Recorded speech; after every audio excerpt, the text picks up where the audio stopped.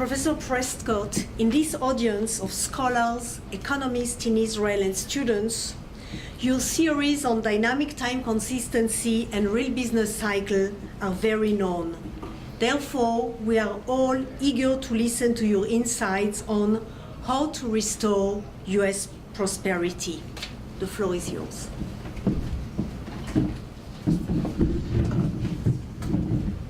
Here you have it, and you have everything that you need. Thank you. Thank you, Professor. It's a pleasure to be here. And thank you, Dean Mavraksh, for the honor of coming here and having this opportunity to meet with you. I find economics very exciting. That makes me strange. We're learning so much, or we have recently, and we're learning a lot, and there's so much more that we need to know. And I'm sure this institution is going to play a major role in advancing our understanding. My thanks to Professor Young. He's the one that uncovered so many things that I had lost and forgotten about, and found it.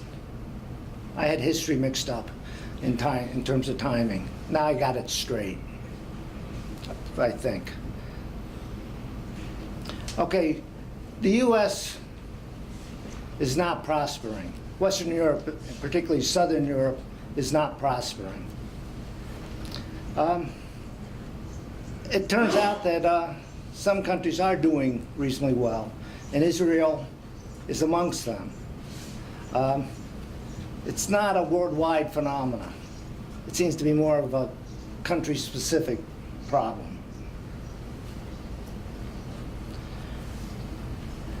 I'm a student of methodology, and try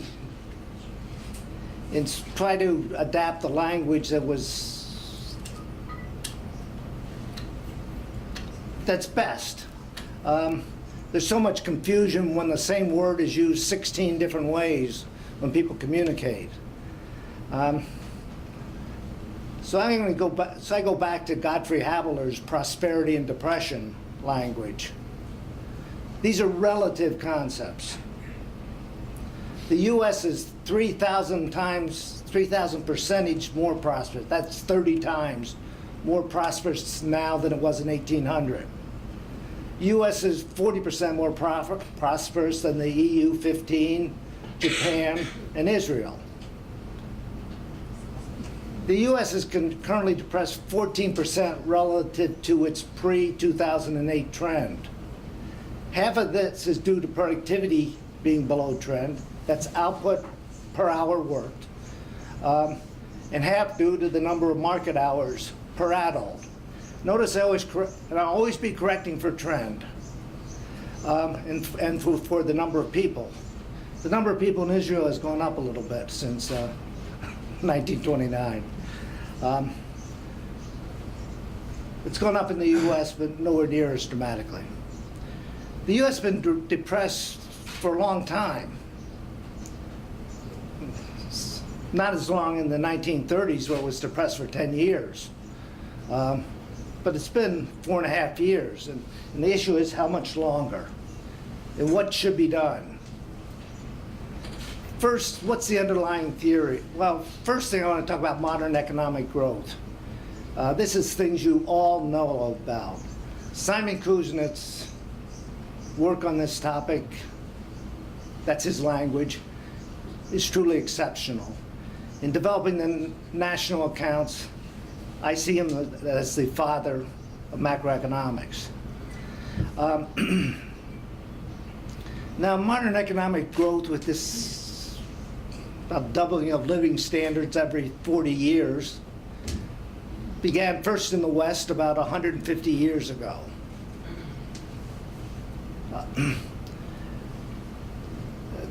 And now in virtually all parts of the world.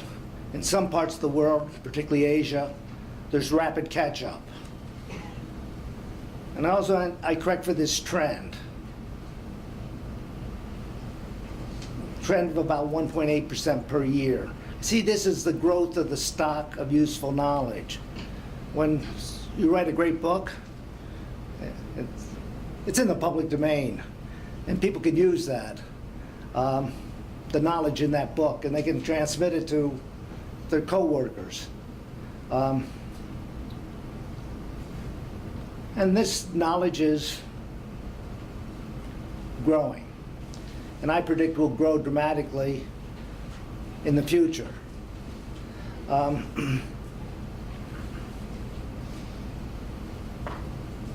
Technology change is going to be continuing.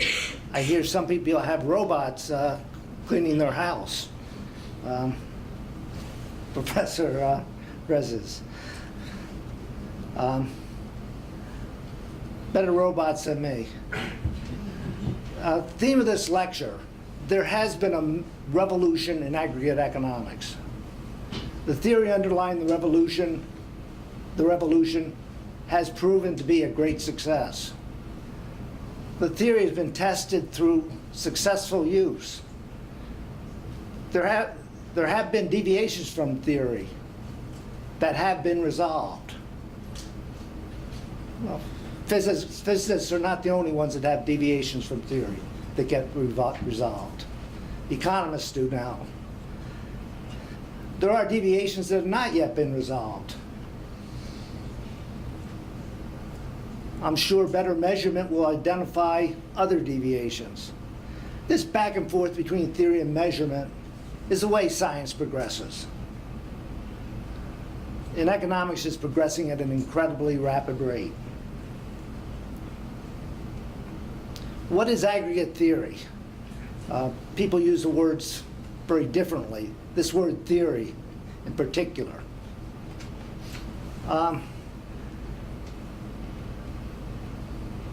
Here it is neoclassical growth theory. There was the aggregate production function. The work of Kuznets and the national accounts in measuring the inputs and outputs led to this production function to account for the growth facts. Solow refers to an aggregation theory. He refers down to the micro level. There's a connection between micro and macro observations, and the models we use are restricted by both sets of observations. I don't see micro and macroeconomics. I just see economics. Again, Solow had the aggregate production function, so I call him the classical growth theory. There was no decisions made by the household.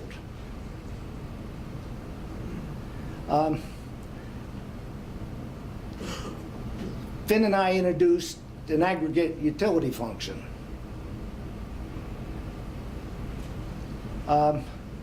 Rogerson developed the underlying aggregation theory when there was a labor indivisibility, Richard Rogerson. Hansen introduced it into a one-sector growth model. That was a great simplification of time to build.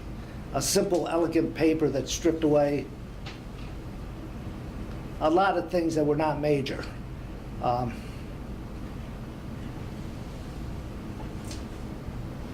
So what I mean by theory, I follow Lucas.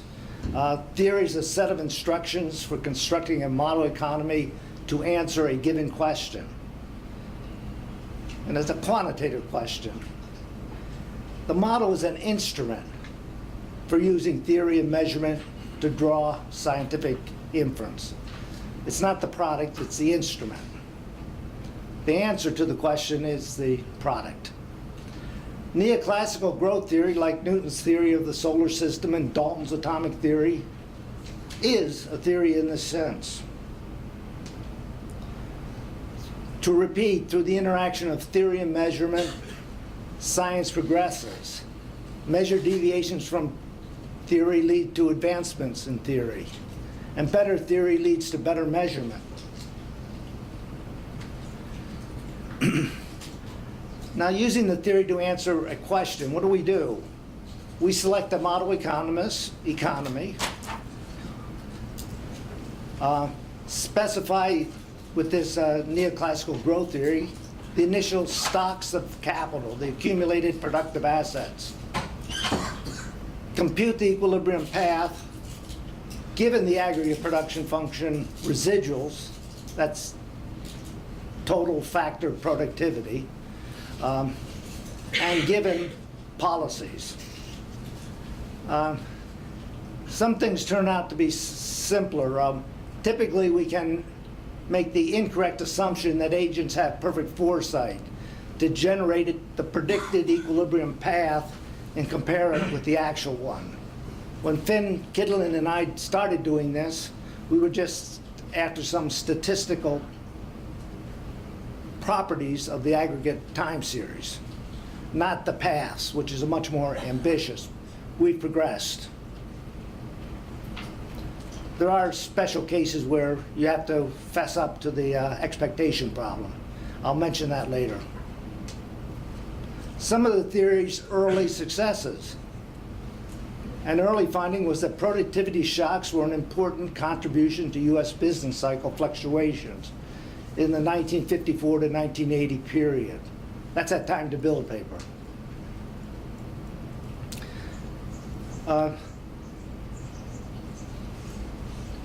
Productivity shocks accounted for, if productivity shocks were the only shock, the economy would have been 70% as volatile as it was. As you know, when there's multiple factors and there's covariances between these, things get tricky. I mean, there's not nice, simple, clean accounting. Another finding was that non-neutrality of technology change with respect to consumption and investment goods was not important. Greenwood, Herkowitz, and Huffman showed this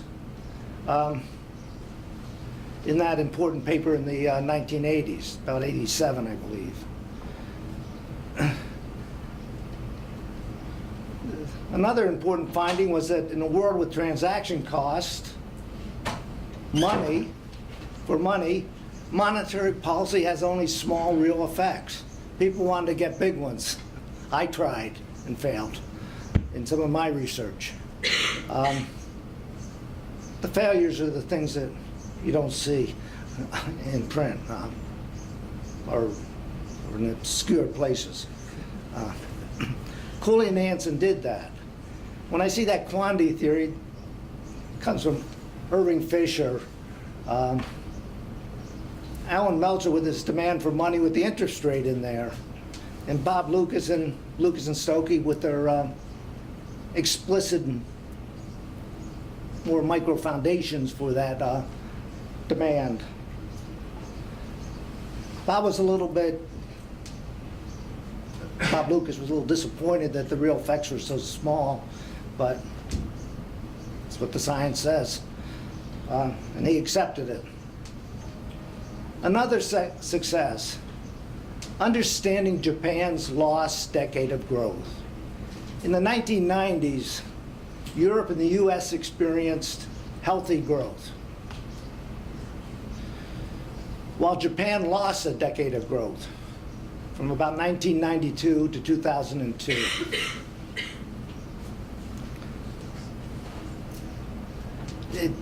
Hayashi and I found that given the fall in Japan's TFP growth rate, the Japanese economy behaved as predicted by the simple one-sector growth model. Productivity was the factor, and it was not the financial. Firms figured out ways to get financed. It was different, but they did. And it was not concentrated on small versus big firms or in prefectorates or like states or sub-states of Japan. They had different degrees of financial availability. And that didn't seem to make that much difference in the investment across regions. As soon as Japan shifted to a pro-productivity growth policy, output per working age person again grew. It actually grew slightly above the old trend, and there was a little recovery. Japan is doing better than most people realize, correcting for the demographics.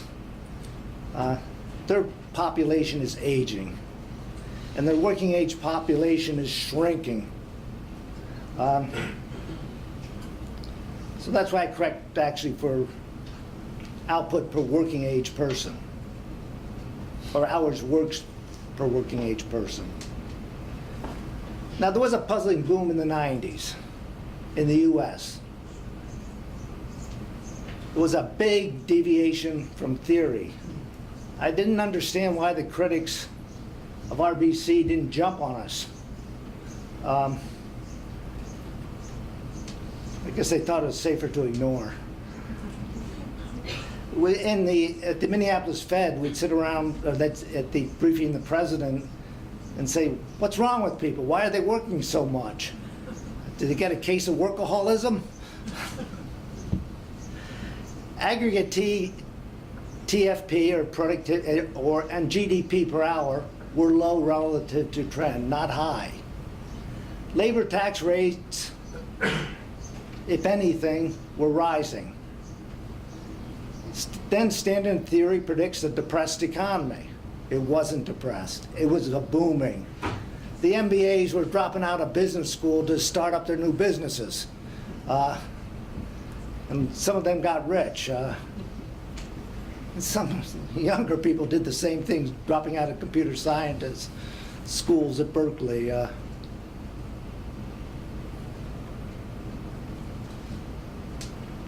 So this is a deviation. The prediction of the one sector growth model is the blue line.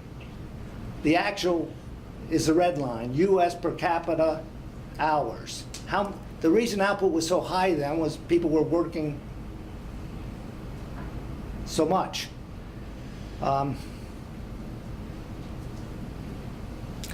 Normally those things are,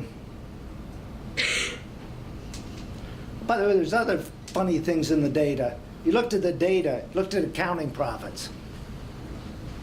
They're low in this period, in the last half of the 90s. I say accounting profits, that's what you have to pay taxes on. Another was the low GDP hours in the boom. I mentioned that already. Was it a case of animal spirits? No. The resolution of the puzzle. With the addition of intangible capital, observations are in remarkable conformity with theory. Intangible capital, you can't touch it.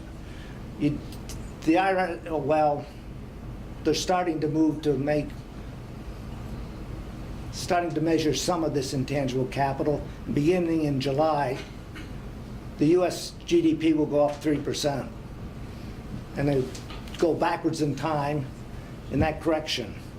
At least the people at the BEA listened to Ellen McGrattan and me on this intangible capital. There's other people out of the micro literature, Corrado and Sultan, or I forget had measured the investment, not the stock. They meant how much is being invested. How much was R&D was being done by businesses. The NSF had surveys on that and had estimates. They measure advertising. You got to have people know about your product. That's like to establish your brand name.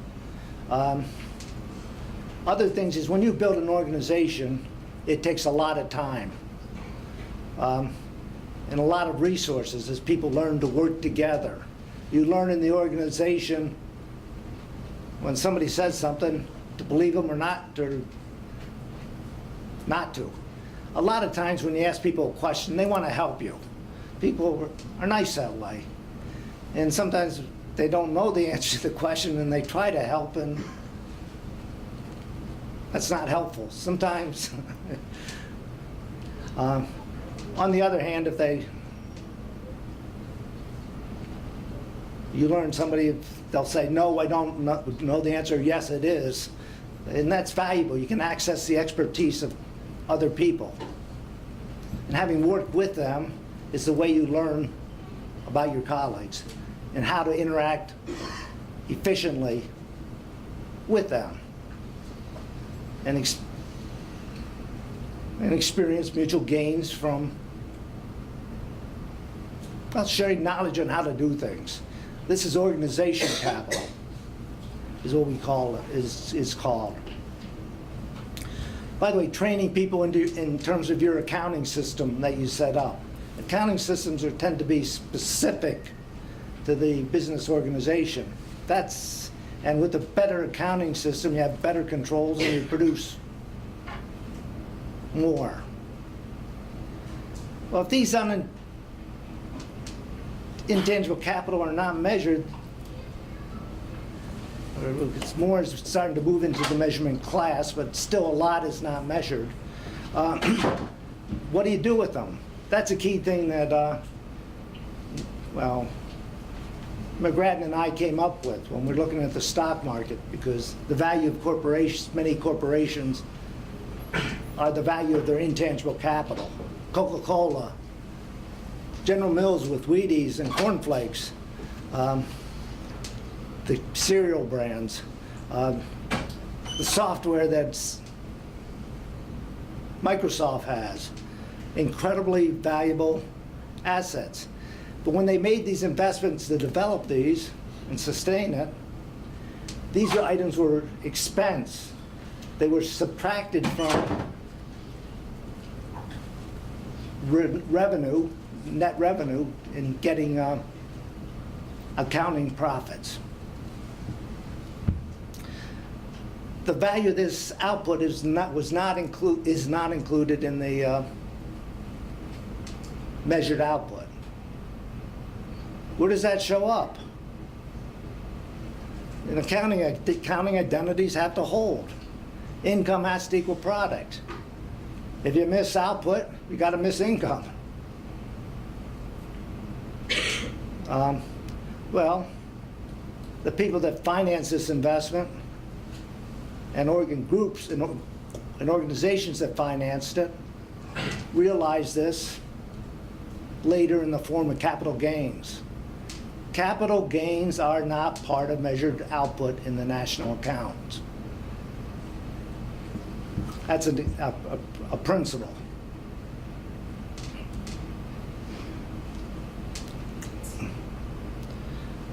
Where do you get that information? You see look at the balance sheets of the private sector and see what happens over time to the net worth of the household. This is a noisy time series, but it averages out when you get a decade to virtually constant percent of measured GDP. That gets the net investment. Well, other hard sciences face this problem. Not everything that counts can be counted. Not everything that can be counted counts. Who's more distinguished than that?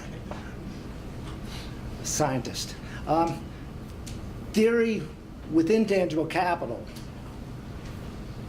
predicts the observations. All the observations seem to fit like a glove after you put that in. You added some free parameters. The path of this exogenous technology, there was two activities, producing measured output and producing the unmeasured component. And we permitted the technology change to be non-neutral with regard to those two activities. But I mentioned this tangentially before. It matched other dimensions, things that we weren't really we hadn't been thinking about until later, until we saw the results. We say our capital gains is big, and we went to the Board of Governors of the Federal Reserve System have a flow of funds accounts, which have balance sheets, as well as the flow variables of the various sector. there's an issue of who's paying for this investment and who gets the return on it in the form of capital gains. And some of it is financed by people that run their businesses, owner-operated businesses, which is produce about a quarter of the output. You build a clientele, that's an investment. That has value when you sell the business. And you set up a good staff, and you can, or a restaurant when they get their clientele and make people aware of their product. They have these small corporations that they call them Schedule S corporations. What they are in the US is that there's a limited number of all the profits are distributed to the worker owners. They had the management owners, or the people that you have to work for the company to receive any of the dividends. And there's shares of that. You may get 10%. You may have your own business and have 100% of it. And there's a limit in the number of people that can share in that, and that is varied. But they're like a sole proprietorship with limited liability, or a partnership.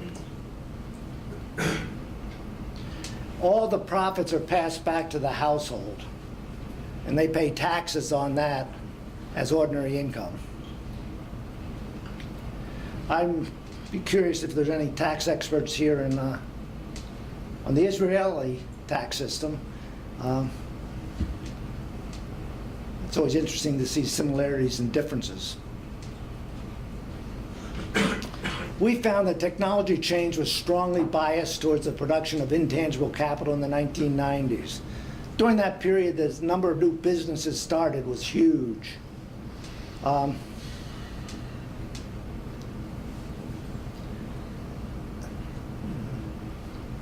It was in the more recent period, since beginning in 2008 or 2007, it was neutral. It didn't bias towards the stuff we measure or the stuff we don't measure. The model says the primary reason for the current depression is below trend productivity growth. Productivity is the key factor. It's not these financial crises. They're just symptoms. Do you know the history of financial crisis? You look in the early 90s, the Scandinavian countries had big financial crises. What'd they do? They instituted some good, real reforms and did well subsequently. What'd Japan do? They subsidized inefficiencies, and they lost a decade of growth. There's other nice parallels. Chile and Mexico in about 1980-81. Both of them experienced a collapse of their banking system for much the same reason. The interest rate in US dollar interest rate went way up, and a lot of their debt was denoted in US dollars. The price of their primary export, oil in the case of Mexico, copper in the case of Chile, went way down. Chile quickly restored a sound financial system, set up saving for retirement plans, and quickly recovered. They more than recovered. They almost had a growth miracle. Mexico lost a decade and a half of growth. They used the banking system to subsidize existing businesses in the hope to preserve jobs. But I fear that each job they preserved cost them 2 new jobs. Mexico, by the way, seems to have been doing better recently, which is good. Down in Arizona, we want a rich neighbor. The better they do, the better for us. Though we do see some pretty talented people coming out of there. That have other factors are of some importance. Policy uncertainty for the current. McGrattan puts explicit, this is a QJE recent article, puts uncertainty in the policy regime. What's going to happen? If there's two possibilities of what might happen. They may either phase in the scheduled tax increase or may extend the old system. Now, what should a business and workers or potential workers do? Well, basically, their best strategy is to wait to see what happens. If they knew it was going to be that, the economy with probability 1, or that with probability 1, the current situation would be better than a 50-50 chance. Even though one of those policies may be better than the other.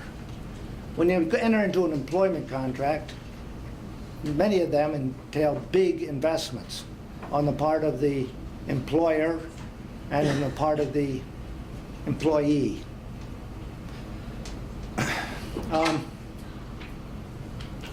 Everybody working for corporations are employees. The employer is the corporation. But any unincorporated business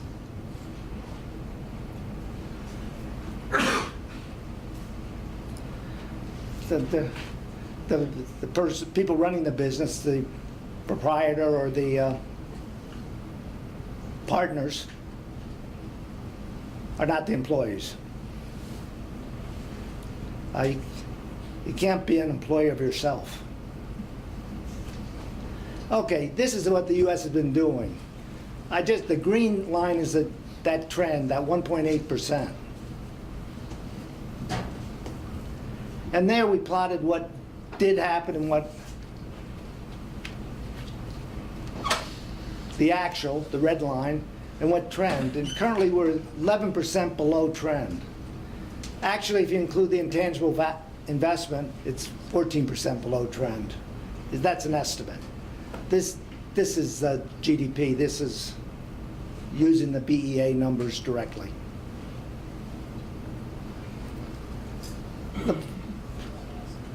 That decline is not so big. There's been a couple declines of that magnitude, but probably 3 earlier, subsequent in 1970. There's the one in the 73, 74, one in the 79, 82. And actually there's a big one in, if you include this intangible investment, in 2000 in the US. But most people ignore that. Prenti and I had a theme that the problem was of why productivity was low was barriers to the adoption of better technologies, and set up a steady state dynamic equilibrium with a distribution. In that book we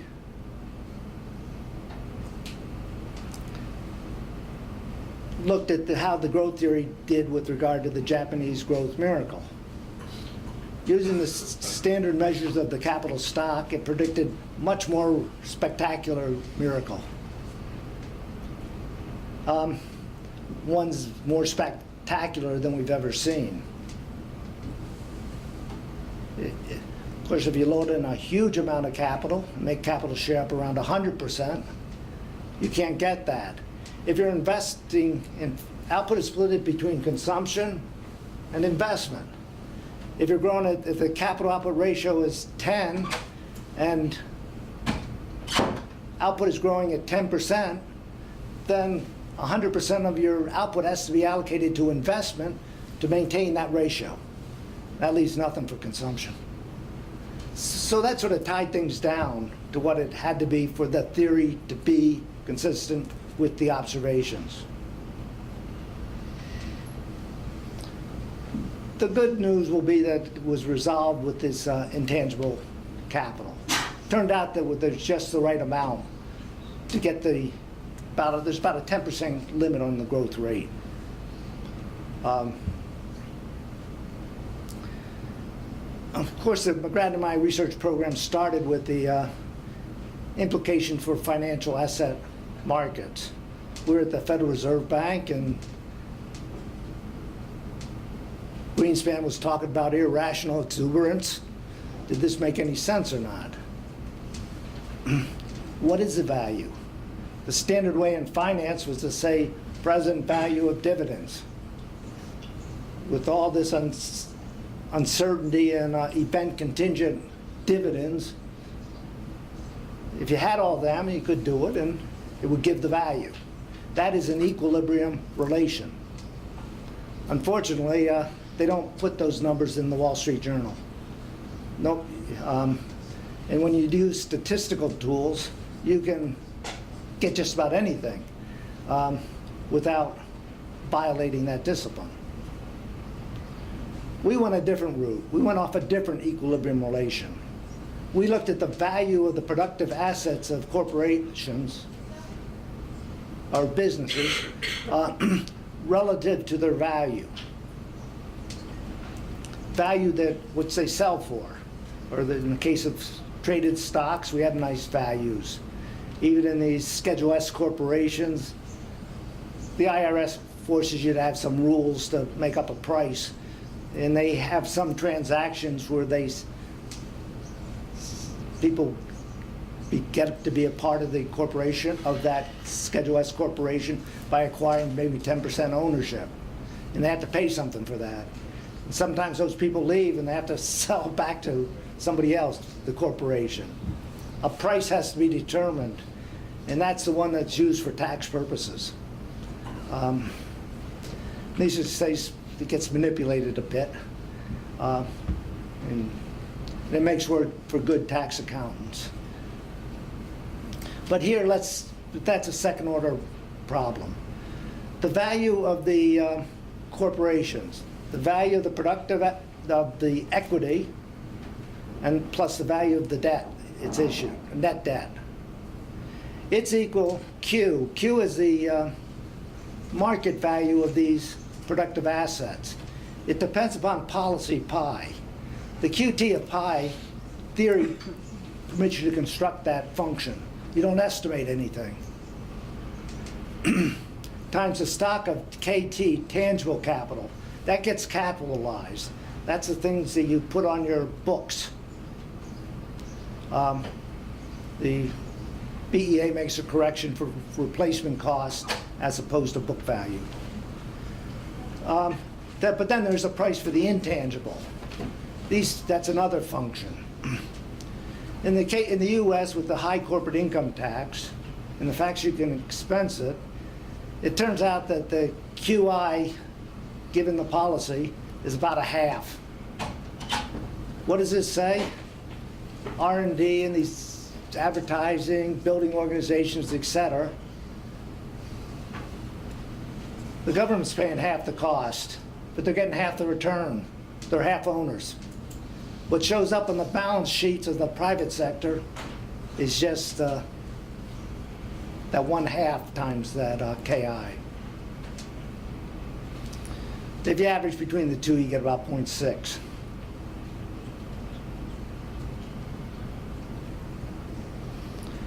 By the way, this theory is great for getting the secular movements.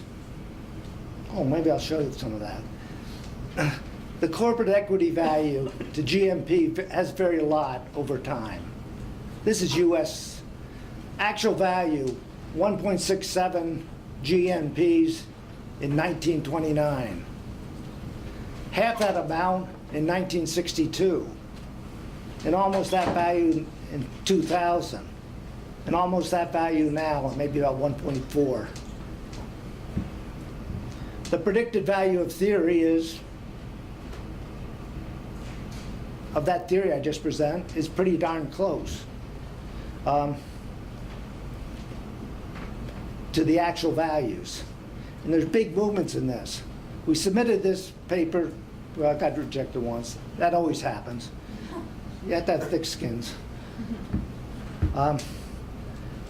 To the RES. And of course they said you got to do it for England. So we did it for the UK. And things worked even better for the UK. And they had even bigger variation. They did some really extreme policies about 1980. They let you expense new manufacturing plants and capitalize nothing. That reduced the price dramatically and reduce the K, the Q, the Tobin Q.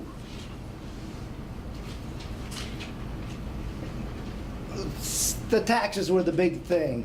The taxes, we had picked those years because the taxes had been stable for 5 years prior, and including the year in question. And as you can see, there's two types of taxes that are big time. One, the taxes on corporate profits, and that's varied a lot. And the other is the tax on the distribution to owners.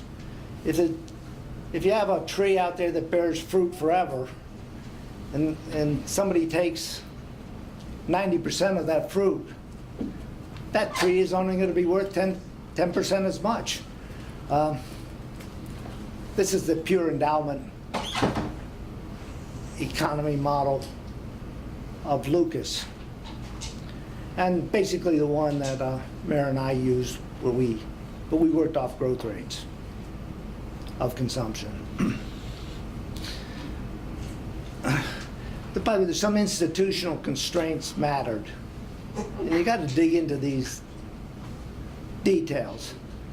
Back in that early mid-period, if you were running a pension plan and you held stock and you were in a fiduciary position and the stocks went down, you'd be sued.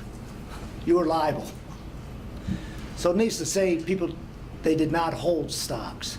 That got changed in about 1980 with what a prudent man would do. The courts are sexist. I should say prudent person.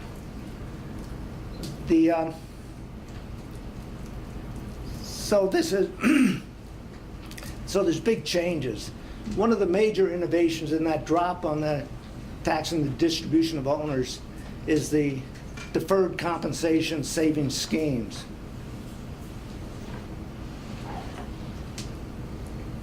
You defer receipt of your labor income and payment of taxes until you're retired, when you can do the consumption. So that's really a consumption tax. During the period it grows and compounds, it's not taxed. It's not a capital income tax.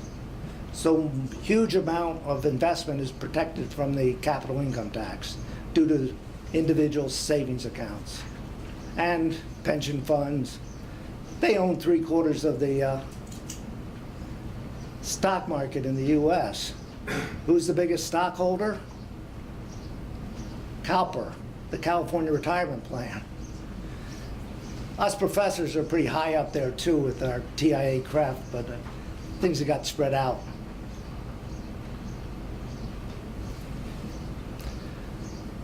By the way, you might think it's due to variations in the value relative to GNP.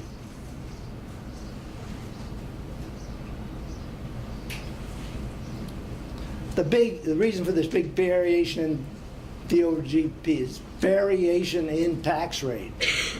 By the way, intangible capital was crucial. By the way, the equity premium puzzle, I say, is resolved. You look at the after-tax return to the owners of the stock that matters. That gets there's a 6% discrepancy between the return on short-term government debt and the return on the stock market on average across many countries and across time. Another thing is you introduce intermediation costs, you get another third. The remaining 1/3, 2%, has to have something to do with liquidity. That's an area where we need a lot of people working on, and some little progress is being made. Maybe some big progress has been made that I don't know about yet. Oh, I went the wrong way.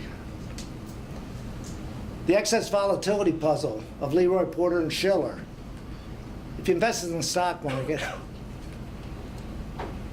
I only look at it when my net worth on the stock market goes up. I just buy and hold. I have index funds and keep my transaction costs just what the finance people tell me to do. But that volatility This year, for some reason, it's gone way up. But it's still close to what the fundamental values are. It's not way overpriced. And we get the secular trends, yet there are these big deviations that we don't understand. Hopefully someone will resolve this excessive volatility question and do it soon.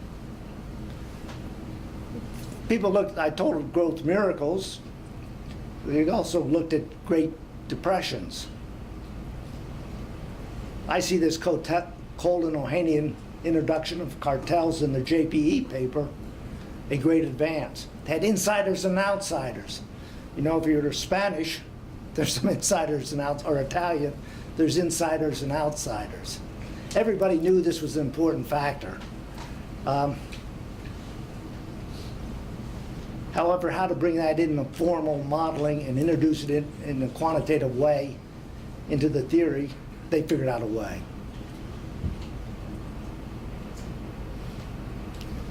There are many studies of other Great Depressions of the 20th century. This was, Keogh and I put together a volume that summarized in a couple new ones, studies, 16 Great Depressions of the 20th century. For example, productivity seemed the big thing consistently. Fisher and Hornstein paper that's in that volume shows that the setting wages too high led to the Great German Depression of 1928 to 32 and the awful subsequent outcomes. Other important developments, we moved to OLG. We used to have infinite dynastic families. That's easier to deal with. A lot less computationally intensive. And for many things, it doesn't matter. But the micro study said, no, it's something else. Things by Joins, Braun, and Akita, they predicted this drop in Japanese savings rate due to this demographic bulge. They have a huge bulge in the population that dwarfs the baby boom in the US. And these people are just hitting retirement now, or this savings is part of their life cycle. And that's why the balance of payments trade surpluses are going down. Well, I don't have time to go through this, but this is basically the technology. There's two activities. Capital and labor, tangible capital and labor are inputs to both of them. This intangible capital know-how, if you had some brand names, you could develop a new brand. That shows up in XI. If you have those brands, you can sell them to the supermarket. That shows up in GDP. The same intangible capital knowledge can be used in both activities. That's why there's no 1 and 2 subscript on the two factors. So there's 3 inputs and 2 outputs. It's not a usual production function, but it's been characterized by these 2 functions, F1 and F2. What should the U.S. do to restore prosperity? Return to pro-productivity growth policy. Get rid of all capital income tax. We've moved a long way in that direction with these savings accounts for retirement. This is what could happen. Go back to the beginning of the end of 2007 and say, suppose we had stuck with the same policy, the green route. That's the pre-2008 policy. But we shifted policy. There's a big shift in policy in the U.S. subsequent to the 2006 by-election. People wanted change and they got it. With our proposal, we said what would have happened. Notice that that's nearly what our grandchildren will be about 50% richer. That's a huge amount. It would move to a much higher balanced growth path. By the way, in the transition, we did a very simple way, phased it in linearly, and all birth year cohorts currently alive and future cohorts are better off. We don't have any social welfare function. You need a dictator for that, as shown by Ken Arrow. But we can say for each of these age group what the welfare consequences for them, because we treat them as a homogeneous groups. By the way, our debt stayed small. You don't need big government debt. Prior work I had done said you need big government debt to find it, based upon Paul Samuelson's overlapping generation model, where they use debt to support that. He just said endowments, we give the time to the young that is productive, and they can allocate this, following Murley's, this time to the market or non-market. And then there's distortions with the tax and transfer scheme that are not present with a savings for retirement, where people, when they're old, buy the government debt from the young. And when they're old, they sell it to the new young. We have no lump sum taxes. By the way, the after return on capital stays near 4%, which has been the historical rate. You still look at the profits after tax and divide that by the stock of capital. You get about 4%. And that's been true since 1929. It doesn't vary that much. By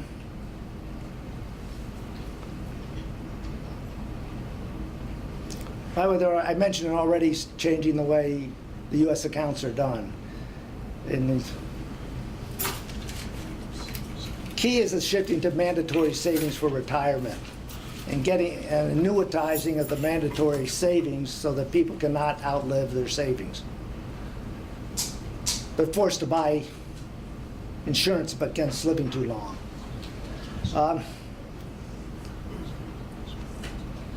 Path to prosperity. By the way, there's a lot more capital out there than people realize. This does not use human capital owned by the individual. That's another 2 GNPs. That's a big number. That's important. That's just the part they acquire on the job. There's probably another 2 where they acquired institutions like this.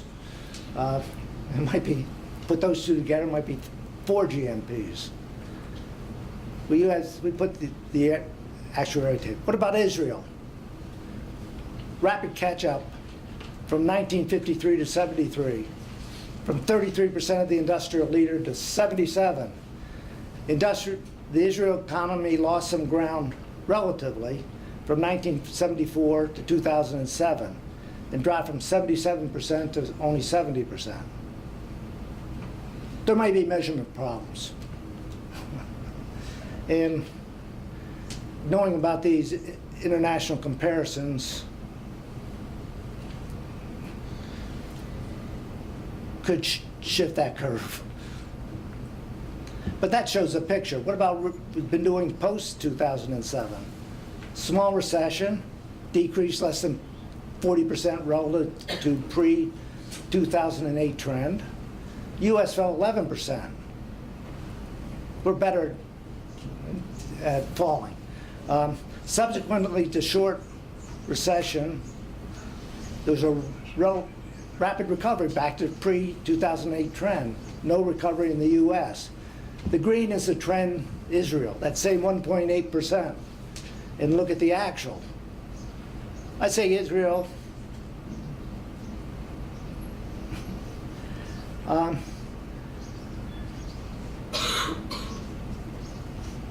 should be better given the talents of their people, but they're pretty damn good. And could be better. But they did not experience the difficulties that Western Europe and the US have in recent times. Well, overall, to conclude, incredible progress is being made. I could talk about other things tied in with the current account, but won't. Aggregate economic theory provides guidance in selecting policy regimes with better outcome from the perspective of the people. A lot of the disagreement is not over desirability of different outcomes, it's over what different policies will accomplish. Thank you.